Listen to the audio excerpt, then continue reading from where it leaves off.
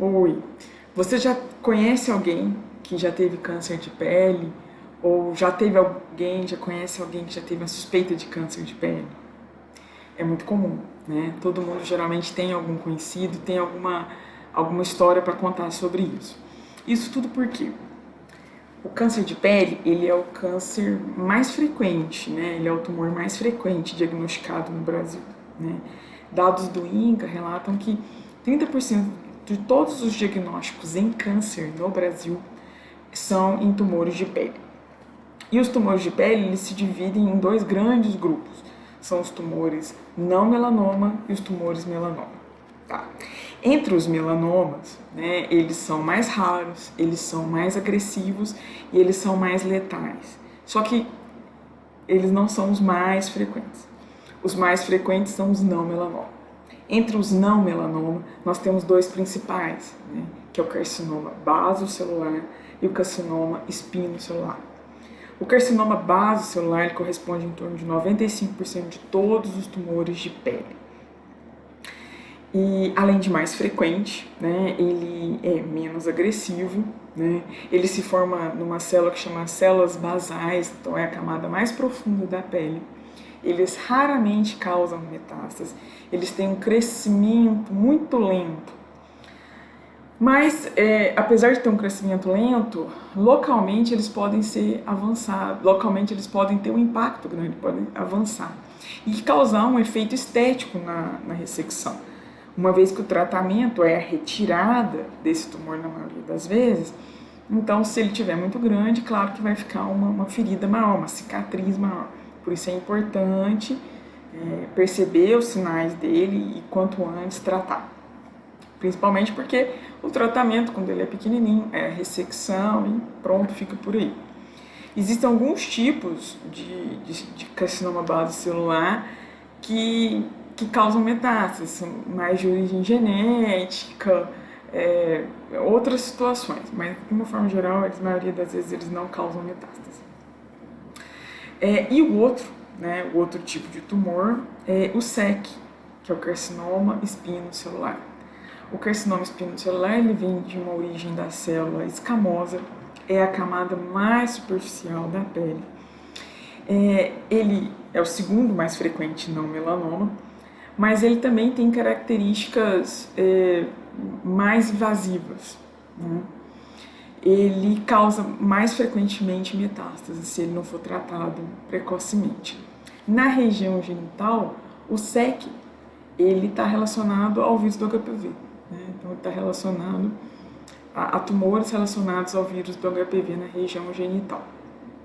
O tratamento do SEC também, a maioria das vezes, é ressecção simples, mas se ele cresce e ele tem esse potencial de causar metástases, ele pode criar raízes em outros lugares, e aí a gente tem que pesquisar região de linfonodo para poder investigar melhor a doença.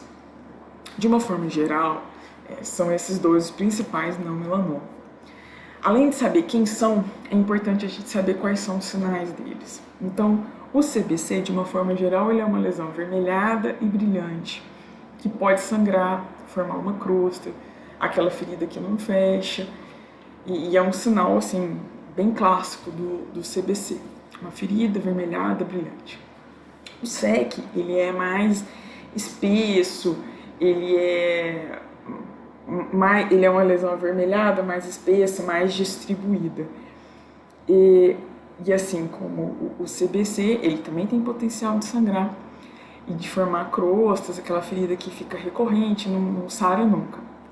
Em especial, o SEC, ele está muito associado a outras cicatrizes prévias que o paciente tem, inclusive pacientes que têm queimaduras de pele, né?